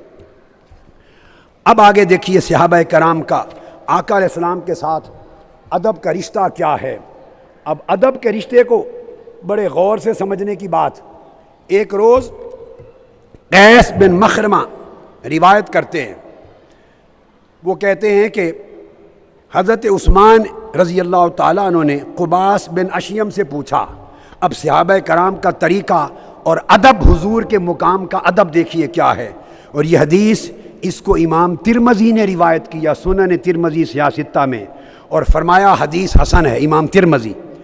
عثمان غنی نے پوچھا رضی اللہ تعالیٰ عنہ نے حضرت قباس بن اشیم سے، غور سے لفظ سنیے، پوچھا حضرت عثمان غنی نے انت اکبر ام رسول اللہ، پوچھا اے قباس کیا عمر میں تم بڑے ہو یا رسول پاک بڑے ہیں، عمر میں کون بڑا ہے؟ حضرت قباس بن اشیم نے جواب دیا فقال رسول اللہ صلی اللہ علیہ وآلہ وسلم اکبر منی وانا اقدم منہ فی المیلاد، جواب دیا کہ بڑے تو حضور ہیں، میں تو پیدا پہلے ہو گیا تھا بس۔ ہائے ہائے ہائے ہائے، بڑے تو حضور ہیں، میں تو جم پہلے پڑے پیا سا، میں جم پہلے پیا سا، پیدا پہلے ہو گیا تھا مگر بڑے حضور ہی ہیں۔ آپ دیکھیں عمر کی بات ہو رہی ہے سالوں کی، اس میں بھی صحابہ نے نکتہ کیا نکالا کہ بڑے ہونے کا لفظ عمر اور سالوں میں بھی حضور کے سوا کسی اور کی طرف منسوب نہ ہو۔ فرمایا جم تو میں پہلے پیا سا مگر وڈے حضور ہی نے، وڈے حضور ہی نے۔ یہ تھا ادب صحابہ کرام کا۔ اچھا بھائی، یہ تو ایک عام صحابی تھے، اب آئیے آقا علیہ السلام کے سگے چچا، اور چچا باپ کی جگہ پہ ہوتا ہے، حضرت عباس بن عبد المطلب، حضرت عباس رضی اللہ تعالیٰ عنہ، امام ابن ابی شیبہ روایت کرتے ہیں اور امام حاکم، اور اس حدیث کی سند صحیح ہے۔ فرماتے ہیں کہ حضرت عباس بن عبد المطلب جو حضور علیہ السلام کے چچا، ان سے پوچھا گیا ایما اکبر انت ام النبی صلی اللہ علیہ وسلم، اے حضرت عباس بن عبد المطلب تم دونوں میں سے بڑا کون ہے عمر میں، آپ بڑے ہیں یا رسول پاک بڑے ہیں؟ یہ حضرت عباس سے پوچھا۔ حضرت عباس بن عبد المطلب آقا کے چچا، وہ جواب دیتے ہیں، ان کا جواب فرمایا ہو اکبر منی وانا ولدت قبلہ، انہوں نے جواب دیا کہ وڈے تو حضور ہی نے، میں جم پہلے پہ آسا، میری پیدائش ضرور پہلے ہو گئی تھی مگر پیدائش پہلے ہونے سے کوئی بڑا نہیں بن جاتا، بڑا میرا مصطفیٰ ہی ہے۔ آپ اندازہ کریں ذکر مصطفیٰ میں ان کے ادب کا عالم کیا تھا۔ حضور کا ذکر کرتے ہوئے لفظوں میں بھی آقا علیہ السلام کی شان میں ایسا لفظ نہ بولتے جس میں ادب کا فرق آ جائے۔ یہ حضرت عثمان کی روایت، یہ حضرت عباس بن عبد المطلب کی روایت۔ اب حضرت صدیق اکبر رضی اللہ تعالیٰ عنہ کا ادب سن لیجئے۔ یہی سوال کسی نے حضرت صدیق اکبر سے بھی کیا، ابو بکر صدیق سے۔ یزید بن الاسم حدیث کے راوی ہیں، اور حدیث جو ہے جو کوٹ کر رہا ہوں ابن عساکر نے التاریخ میں اس کو روایت کیا، خلیفہ بن خیاط نے روایت کیا، ابن کثیر نے اس حدیث کو روایت کیا، امام احمد بن حنبل نے روایت کیا کہ سیدنا ابو بکر صدیق سے پوچھا ایک شخص نے، اور آقا علیہ السلام نے پھر پوچھا ان النبی صلی اللہ علیہ وسلم قال، ایک دن بیٹھے تھے حضور نے پوچھا قال علی بکر انا اکبر او انت، آقا علیہ السلام نے پوچھا اے ابو بکر میں بڑا ہوں عمر میں یا تم بڑے ہو؟ یہ حضور علیہ السلام پوچھ رہے ہیں یا ابا بکر انا اکبر او انت، عمر میں بڑا ہوں یا تم بڑے ہو؟ اب سیدنا صدیق اکبر کا جواب سنیے، قربان جائیں ساری دنیا کے ادب ابو بکر صدیق آپ کے ادب پر، ان کا جواب نرالا ہے۔ وہ جواب دیتے ہیں قال انت اکبر و اکرم و انا لاسن منک، عرض کیا یا رسول اللہ بڑے تو آپ ہیں بوڑھا میں ہوں۔ ہائے ہائے ہائے، یا رسول اللہ بڑے تو آپ ہیں بزرگ بھی آپ ہوں، بوڑھا اور بوسیدہ میں ہوں، سن رسیدہ میں ہوں۔ لفظ بیان کیا لاسنو من کا، لاسنو میں سن رسیدگی بھی آتی ہے، بوسیدگی بھی آتی ہے۔ یا رسول اللہ بوڑھا میں ہوں مگر بڑے آپ ہیں۔ یہ صدیق اکبر رضی اللہ تعالیٰ عنہ ان کا ادب ہے۔ اب دیگر صحابہ کا دیکھیے، سیدنا عثمان غنی رضی اللہ تعالیٰ عنہ، جب آپ کو معلوم ہے ان کے گھر کا ارد گرد احاطہ کر لیا، گھیرا تنگ کر دیا تھا، شہادت سے قبل ناکہ بند کر دیا تھا، سیدنا عثمان غنی نے اس وقت فرمایا، خطاب کیا اہل مدینہ کو۔ کنز الامال میں حدیث آتی ہے اور امام ابن ابی عاصم کی السنہ میں حدیث ہے روایت صحیح کے ساتھ۔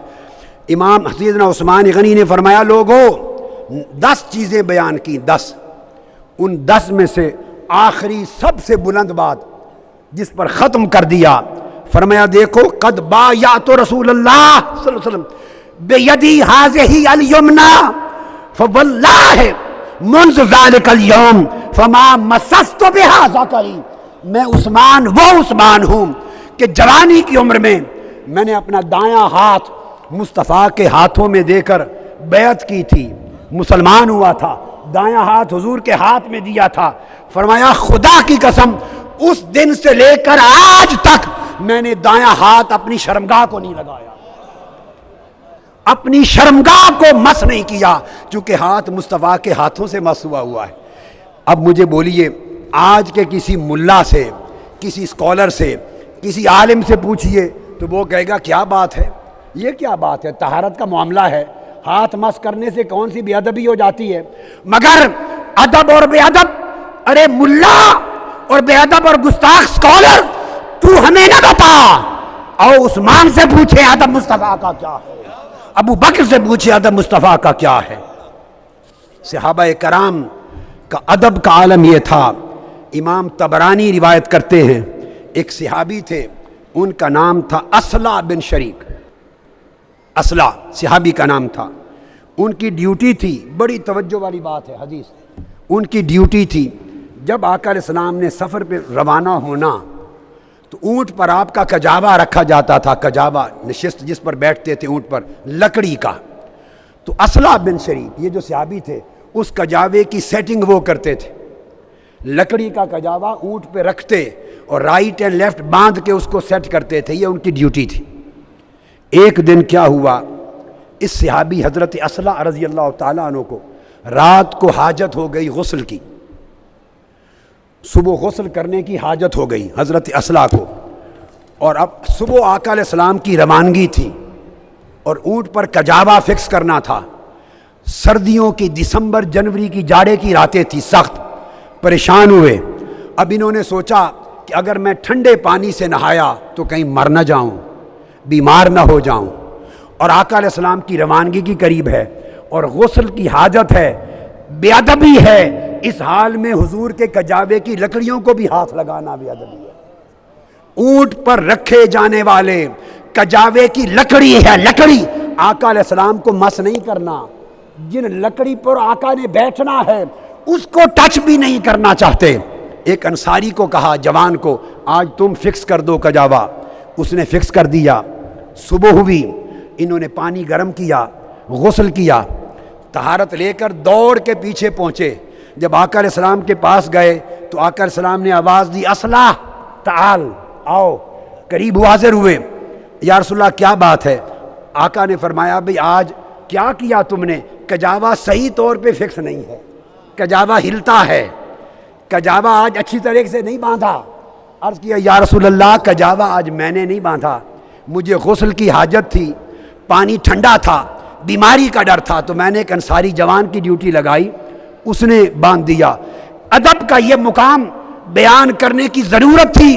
رب کائنات نے فرمایا جبرائیل ابھی چلا جا، میرے صحابی نے میرے مصطفیٰ کے ادب میں حد کر دی ہے، آج سے جا آیت تیمم نازل کرتے ہیں، جسے نہانے کی حاجت ہو، بیماری کا ڈر ہو اور وہ نہ نہائے، وہ مٹی سے تیمم کر لے. تیمم کی آیت حضرت اصلہ کے ادب کے صدقے میں ملی ہے.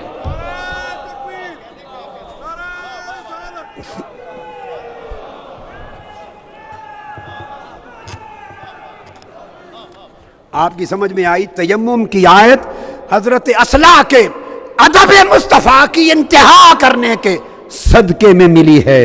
اب اگر کوئی شخص یہ کہے کہ یہ کیا ادب ہوا، یہ کیا ادب ہے، تو نادان، یہ ادب میرا بتایا ہوا نہیں ہے، یہ صحابہ کرام کا طریق ادب ہے.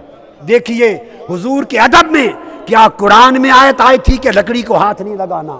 کیا حدیث میں حکم تھا کجاوے کو نہیں چھونا بے ادبی ہو جائے گی؟ اپنے دماغ سے وہ دل انہیں طرح طرح کے طریقے عشق اور ادب کے سکھاتا تھا، نئے نئے طریقے سکھاتا تھا، خود وضع کرتے تھے اور لکڑیوں کا بھی ادب کرتے تھے، تو لکڑیوں کے ادب کو بھی ایمان جانتے تھے. یہ صحابہ کرام کا طریقہ تھا. آج کی دنیا محروم ہے اس تصور ادب کو آگے لے کے سمجھنے اور بیان کرنے میں. پھر آگے چلیے، یعنی یہ انہوں نے بنیادیں رکھی. اگر قرآن میں حکم نہیں، حدیث میں نہیں، تو دل محبت تقاضا کرتی ہے محبوب کے ادب کا، ادب کے طریقے خود وضع کرتے. اگر آج آپ حضور کی محبت اور ادب کے طریقے میلاد کے جلسے جلوس وضع کریں تو لوگ آپ کو بدعت کا طعنہ دیں گے. ارے ان صحابیوں کو کون بدعت کا طعنہ دے گا جو خود نئے سے نئے طریقے وضع کرتے تھے حضور کے ادب میں. اور وہ زمانہ خیر القرون کا زمانہ تھا، خیر القرون کا زمانہ تھا. اور پھر ادب کا عالم یہ حضور کی ولادت کے بعد نہیں، یہ حضور کی ولادت سے پہلے اگلی امتوں میں بھی مصطفیٰ کے ادب کی سنت، اللہ کی سنت چلی آ رہی تھی.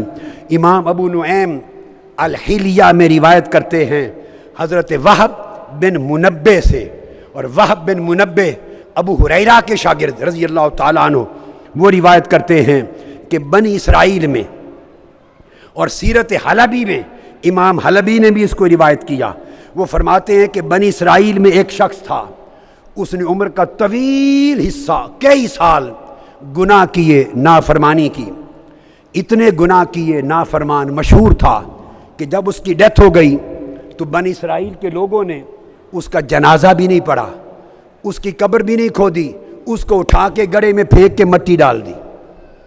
جب گڑھے میں پھینک کے مٹی ڈال دی اس شخص کو، تو اللہ رب العزت نے وحی بھیجی حضرت موسیٰ علیہ السلام کو۔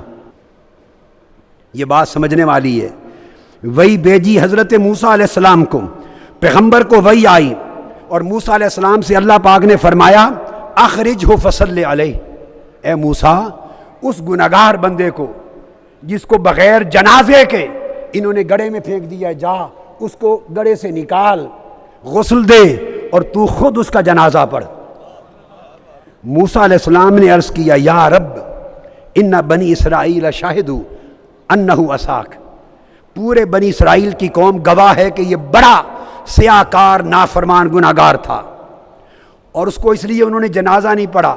اب ان کے سامنے میں ان کا نبی اور رسول اگر خود قبر سے نکال کے جنازہ پڑھوں وہ کیا کہیں گے؟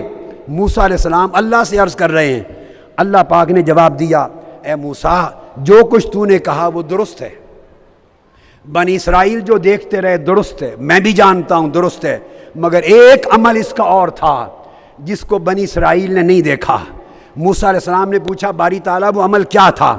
اللہ پاک نے وہی بھیجی، فرمایا انہ کان کلما نشر التوراۃ وناظر الی اسم محمد صلی اللہ علیہ وسلم قبلہ ووضعہ علی عینیہ فشکرت لہ ذلک وغفرت لہ، فرمایا مجھے اپنی عزت کی قسم گناہگار تھا، سیاہکار تھا، مگر ایک عمل یہ تھا تورات کی تلاوت کیا کرتا تھا، اور جب بھی تورات کی تلاوت کے دوران میرے محبوب محمد کا نام آتا تھا تو اس میں محمد تورات میں پڑھ کر اس کو چومتا تھا، آنکھوں پر لگا لیتا تھا۔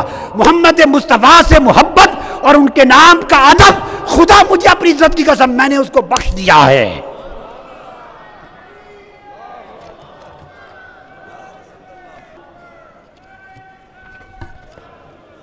یہ صحابہ کرام کا ادب جو ہے یہ سنت الہیہ ہے جو قدیم وقت سے چلی آ رہی ہے، قدیم وقت سے، اور پھر آقا علیہ السلام نے یہ ادب سکھایا تھا، اور آقا علیہ السلام نے ادب بہت وسیع تناظر میں سکھایا تھا، وسیع تناظر میں، یعنی جو دین دیا تھا، جو کلچر دیا تھا، جو ایمان دیا تھا، میں نے بتایا ادب کے سوئل میں وہ پودا اس کی نشو و نما ہوئی تھی۔ آقا علیہ السلام کا اپنا عمل یہ تھا، ذاتی عمل تاجدار کائنات صلی اللہ علیہ وسلم کا یہ کہ ایک روز یہودیوں نے، یہ جو میں نے واقعہ بیان کیا بنی اسرائیل کے شخص کی بخشش کا، محبت مصطفیٰ اور ادب مصطفیٰ حضور کے اسم پاک کو چومنے پر، اس کو امام ابو نعیم الاصبہانی نے حلیۃ الاولیاء میں روایت کیا، اس کو امام زرقانی نے شرح المواہب میں روایت کیا، اسے امام سیوطی نے الخصائص الکبریٰ میں روایت کیا، اسے امام حلبی نے السیرۃ الحلبیہ میں روایت کیا، اسی واقعے کو امام سبکی نے طبقات الشافعیہ الکبریٰ میں روایت کیا۔ کسی امام نے روایت کر کے اس کی نفی نہیں کی، اس کو رد نہیں کیا، مطلب ہے سب کا عقیدہ اور مسلک یہ ہے۔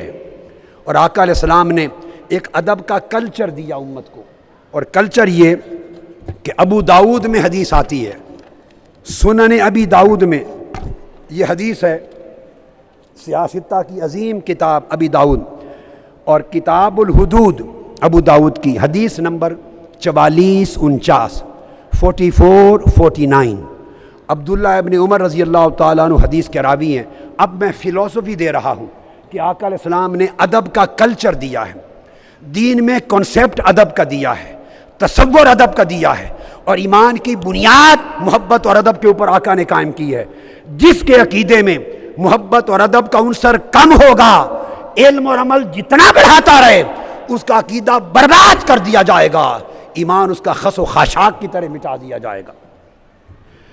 یہود تھے، جیوز، ایک قبیلے کے، ان کے ہاں ایک واقعہ ہو گیا تو سزا کے لیے آقا علیہ السلام کے پاس آئے کیس لے کر، کہا یا رسول آپ ہمارے پاس آئیں، کیس کی سماعت کریں اور آپ فیصلہ کریں۔ آقا علیہ السلام یہود کی بستی میں تشریف لے گئے اور ان کی جگہ پر بیٹھے، انہوں نے حضور علیہ السلام کے لیے ادباً اور تعظیماً ایک چٹائی بچھائی، مسند بچھائی۔ آقا علیہ السلام اس مسند پہ بیٹھ گئے، ابو داؤد شریف کی حدیث، مسند پہ بیٹھ گئے۔ جب انہوں نے کیس رکھا تو آقا نے فرمایا کہ میں اس کا فیصلہ قرآن کی بجائے تم چاہو تو تمہاری اپنی کتاب تورات سے کرتا ہوں۔ تورات سے کرتا ہوں۔ وہ خوش ہو گئے، فرمایا تورات لاؤ۔ یہودی لوگ تورات لے کر آئے۔ اب ادب کا کلچر جو میرے آقا نے سکھایا ہے، جس کو آج اسلامک کلچر سے نکال دیا گیا ہے، ایمان کے کلچر سے خارج کر دیا گیا ہے، دیکھیے کتنا فرق آ گیا اس ایمانی کلچر میں جو تاجدار کائنات نے سکھایا تھا، اور اس اسلامی کلچر میں جس کا پرچار ہم آج کرتے پھرتے ہیں اپنے اسلامک سینٹرز میں اور مسجدوں میں۔ جب تورات لائے تو آقا علیہ السلام، اب آپ کو معلوم ہے کہ قرآن میں آ چکا تھا کہ اس میں تحریف ہو گئی، تبدیلی ہو گئی، امینڈمنٹ ہو گئی، آلٹریشنز ہو گئی، سب کچھ آ چکا تھا۔ وہ تورات آئی، جب تورات آئی تو حضور علیہ السلام اس تورات کے ادب تعظیم کے لیے کھڑے ہو گئے۔ یہ ہے تاجدار کائنات کا ہیومنزم، انٹرفیتھ ہارمنی، ان کا کلچر آف ریورنس، ادب کا کلچر میرے آقا کا۔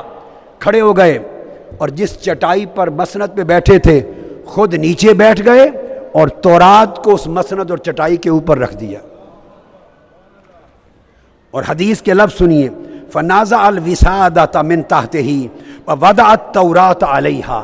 سنن ابی داؤد کی حدیث ہے صحیح، آقا علیہ السلام نے اٹھ کر اپنے نیچے سے وہ چٹائی نکال دی اور چٹائی بچھا کر اس پر تورات کو رکھ دیا، خود بغیر چٹائی کے بیٹھ گئے۔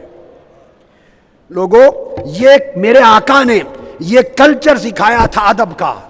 اور پھر ایک اور حدیث آپ کو سناؤں، آپ کے رونگٹے کھڑے ہو جائیں کہ تاجدار کائنات نے کس دین کا سبق دیا ہے۔ اور آج ہماری مساجد میں اور اسلامک سینٹرز میں سو کالڈ مسلم سکالرز کس دین کا سبق دیتے پھرتے ہیں۔ آؤ کمپیئر کرو آج کے تصور اسلام اور تاجدار کائنات کے تصور دین میں۔ حدیث دے رہا ہوں، مصنف ابن ابی شیبہ، یہ حدیث پاک ہے، اور کنز الامال میں بھی آئی۔ حضرت جابر بن عبداللہ رضی اللہ تعالیٰ عنہ حدیث کے راوی ہیں۔ جب مکہ فتح ہوا، آپ کو معلوم ہے کہ آقا علیہ السلام فتح مکہ کے بعد حرم کعبہ میں گئے، 360 بت تھے، لکڑی سے سارے بت گرا دیے۔ جب سارے بت گرا دیے، سارے بت گرا چکے، تو پھر توجہ طلب لفظ ہیں، حدیث نبوی کی حدیث ہے صحیح، ثم داخل رسول اللہ البیت صلی اللہ علیہ وسلم فصلی فیہ رکعتین۔ پھر حضور علیہ السلام خانہ کعبہ کے اندر داخل ہوئے، کعبہ شریف کے اندر گئے اور جا کے 2 رکعت پڑھی، 2 نفل پڑھے۔ فرعا فیہ تمثال ابراہیم و اسماعیل و اسحاق۔ سارے بت جو تھے ان کو چھڑی سے مار کر یا ان کی گردن توڑتے گئے یا گراتے گئے، ہر بت کو گراتے گئے۔ آگے بڑھے تو انہوں نے ایک بت حضرت ابراہیم کی شکل کا بنا رکھا تھا، ایک بت حضرت اسماعیل کی شکل کا بنا رکھا تھا، ایک بت حضرت اسحاق کی شکل کا بنا رکھا تھا، اور نشانی دے رکھی تھی کہ یہ بت حضرت ابراہیم کا ہے، یہ اسماعیل کا ہے، حضرت اسحاق کا ہے۔ میرے آقا نے ہر بت کی گردن توڑ دی، ہر بت کو گرا دیا۔ جب ابراہیم، اسماعیل اور حضرت اسحاق علیہ السلام، یہ بھی بت تھے، یہ بھی بت تھے، جائز نہ تھے، مشرکوں نے بنا رکھے تھے۔ جب ان کے سامنے آئے تو آقا علیہ السلام نے ثم دعا رسول اللہ بزعفران فلا تخوا بذلک التماثیل۔ بھلے بت تھے مگر چونکہ نسبت حضرت ابراہیم کی طرف تھی، اسماعیل کی طرف تھی، حضرت اسحاق کی طرف تھی، چھڑی مار کے ان کو نہیں گرایا، فرمایا زعفران لاؤ۔ زعفران منگا کر زعفران سے ان کے منہ رنگ دیے تاکہ پہچان ختم ہو جائے۔ اور ان کے بت بھی تھے مگر میرے آقا نے چھڑی سے نہ توڑے نہ گرائے، زعفران مل دیا تاکہ پہچان نہ رہے۔ آقا علیہ السلام نے ان کی تصویروں کا بھی اتنا ادب کیا، صرف یہ تصور دینے کے لیے، امت کو یہ تصور دینے کے لیے کہ اسلام کا جو کلچر ہے، اسلام کا وہ سارا کا سارا کلچر ادب کا کلچر ہے، وہ ادب کا کلچر ہے۔ اور اگر ادب نہیں تو پھر کوئی دین نہیں ہے اور کوئی ایمان نہیں۔ یہی وجہ ہے کہ دوستو، 2 شہر ہمیں رب کائنات نے دیے، ایک مکہ دیا، ایک مدینہ دیا۔ مکہ شہر کے لیے فرمایا کہ یہ تمہاری عبادت کا مرکز ہے، اور شہر مدینہ اسے ہماری محبت کا مرکز بنایا۔ اب ادب سکھانے کے لیے میرے آقا علیہ الصلوۃ والسلام نے حکم یہ دیا، ادب سکھانے کے لیے کہ لوگوں یہ تربیت مکہ کے لیے نہیں دی، میں دوہرا کے کہہ رہا ہوں، حدیث بہت سی کتب میں آئی ہے۔ آقا علیہ السلام حضرت معقل بن یسار روایت کرتے ہیں، فرمایا المدینہ تو مہاجری و منہا مبعثی و بہا قبری و اہلہا جیرانی و حق علی امتی یکرموا جیرانی۔ یہ بات مکہ کے لیے نہیں کہی، فرمایا لوگو مدینہ میری ہجرت گاہ ہے، مدینہ میں میرا مزار ہے، مدینہ میں میں قیامت کے دن اٹھوں گا، اور مدینہ والے لوگ میرے پڑوسی ہیں، میری امت پر واجب ہے کہ اہل مدینہ کا ادب کیا کرے، چونکہ میرے مزار کی پڑوس میں رہتے ہیں۔ تو آقا علیہ السلام نے اہل مدینہ کا یہ ادب سکھایا، چونکہ میرے شہر میں رہتے ہیں۔ اور سیدنا عمر فاروق رضی اللہ تعالیٰ عنہ، ان کا اصول اور آقا علیہ السلام کی حدیث ہے، حدیث پاک میں آتا ہے، مسند احمد بن حنبل، بزار، امام احمد بن حنبل، تحقیق و نصرہ، بہت کتب میں، کہ آقا علیہ السلام جب مکہ معظمہ جائے، حج کیا، عمرہ کرتے، حج کرتے، تو ایک دعا کرتے، آقا علیہ السلام دعا کرتے، اللہم لا تجعل منایانا بمکہ حتی نخرج منہا، اے اللہ جب تک میں مکہ میں ہوں میری موت نہ آئے، میں مکہ چھوڑ کر جب مدینہ پہنچ جاؤں تو تب میری موت آئے۔ آقا علیہ السلام اپنی وفات مکہ میں گوارا نہ کرتے، مدینہ میں وفات مانگتے۔ اور سیدنا فاروق اعظم رضی اللہ تعالیٰ عنہ کی یہ دعا تھی جو تمام حدیث کی کتابوں میں آئی ہے۔ سیدنا فاروق اعظم دعا کرتے، اللہم ارزقنی شہادتا فی سبیلک واجعل موتی فی بلد رسولک، اے اللہ مجھے اپنی راہ میں شہادت عطا کر اور مصطفیٰ کے مدینہ میں موت عطا کر۔ اور آقا علیہ السلام نے صحابہ کرام کو حکم دیا تھا، تو حکم یہ تھا صحابہ کرام کے لیے کہ تم لوگ جب حج کرنے جاؤ، حج کرنے کے بعد 3 دن سے زیادہ مکہ میں ٹھہرنے کی اجازت نہیں، تم ہجرت کر کے آ گئے ہو، پلٹ کے مدینہ آ جایا کرو، مجھے محبت ہے کہ لوگ حج کا فریضہ ادا کریں اور جلدی سے مدینہ آ جایا کریں۔ اور حضور علیہ السلام نے فرمایا، ترمذی شریف کی حدیث ہے، فرمایا من استطاع ان یموت بالمدینہ فلیمت بہا، اے لوگو جسے ہو سکے کوشش کرے، ہو سکے مدینہ میں مرنا تو وہ کوشش کرے کہ موت مدینہ میں آئے۔ اس لیے پوچھا یا رسول اللہ کیوں؟ فرمایا موت مدینہ میں مانگو کہ قیامت کے دن جب اٹھوں گا تو اہل مدینہ کو اپنے ساتھ لے کر قیامت میں جاؤں گا اور سب سے پہلے مدینہ والوں کی شفاعت کروں گا۔ آپ دیکھیے مکہ مرکز عبادت ہے، مرکز عبادت ہے، مدینہ مرکز محبت ہے، مگر تمام صحابہ کو اور خود بھی دعا کرتے، فرمایا جس شخص کا مدینے سے کوئی تعلق نہ ہو، حدیث میں جس شخص کا مدینے سے کوئی تعلق نہ ہو وہ کھجور کا ایک پودا ہی لگا دے، ایک درخت بو دے، تاکہ کھجور کا درخت لگانے سے بھی اس کا مدینہ شہر کے ساتھ ایک تعلق بن جائے۔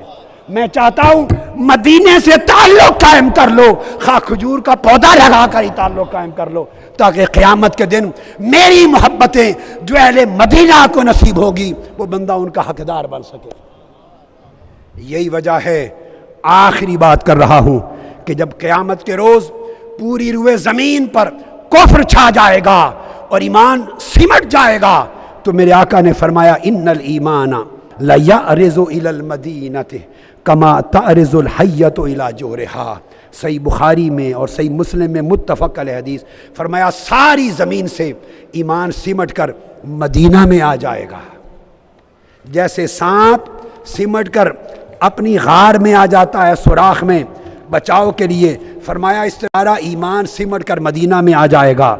اور جابر بن عبداللہ کی روایت ہے صحیح مسلم میں، فرمایا لیعودن کل ایمان الی المدینہ کما بدأ منہا حتی یکون کل ایمان بالمدینہ، آقا نے فرمایا ساری دنیا سے ایمان سمٹ کر مدینہ میں جمع ہو جائے گا، حتی یکون کل ایمان، سارا ایمان مدینے میں ہوگا۔ سوچنے کی بات ہے، یہ کیوں نہیں فرمایا حتی یکون کل ایمان بمکہ؟ مکہ میں خدا کا گھر ہے، مدینہ میں مصطفیٰ کا در ہے، تو ایمان سمٹ کر مکہ میں نہیں آئے گا، کل ایمان سمٹ کر مدینہ میں جائے گا۔ فرق کیا ہے؟ اور کیوں ہے؟ نکتہ سمجھ میں یہ آیا کہ اگر ایمان کی حفاظت اور نشو و نما اعمال کے ذریعے ہوتی تو ایمان سمٹ کر مکہ میں جاتا کہ عبادتوں کا مرکز مکہ ہے۔ اگر اعمال کے ذریعے ایمان کی حفاظت اور نشو و نما ہوتی تو ایمان سمٹ کر مکہ جاتا، نمازوں عبادتوں اور حج کا مرکز مکہ ہے، مگر نہیں، ایمان کی حفاظت و نشو و نما اعمال سے نہیں، مصطفیٰ کی محبت اور ادب سے ہے، اور محبت اور ادب کا ہیڈ کوارٹر مدینہ ہے۔ اس لیے فرمایا ایمان سمٹ کر مدینہ میں آئے گا۔ تم بھی مدینہ سے تعلق جوڑ لو، خواہ کھجور کا پودا لگا کر۔ تو دوستو، آج ایمان کا تصور سمجھ کر عہد کرو، اور میری اس پیغام کو، میری تعلیم کو، دعوت کو، اس میسج کو پہنچاؤ، ہر جگہ پھیلاؤ کہ اعمال ضروری ہیں، واجب ہے، اعمال واجب ہے، مگر ایمان کی اصل نہیں، ایمان کی اصل مصطفیٰ کی محبت اور ادب ہے۔ جس شخص میں جتنا ادب زیادہ ہوگا اس کا ایمان اتنا زیادہ کامل ہوگا، جو مصطفیٰ کے ادب میں جتنا کمزور ہوگا اس کا ایمان اتنا برباد ہو جائے گا، اور اگر محبت و ادب نکل گیا تو ایمان کی جگہ کفر چھا جائے گا۔ اللہ رب العزت ہمیں توفیق دے کہ ایمان کی وہ معرفت اور ایمان کی وہ زندگی نصیب ہو جو حضور کی محبت اور ادب کے ساتھ معمور ہو۔ والسلام علیکم ورحمۃ اللہ وبرکاتہ۔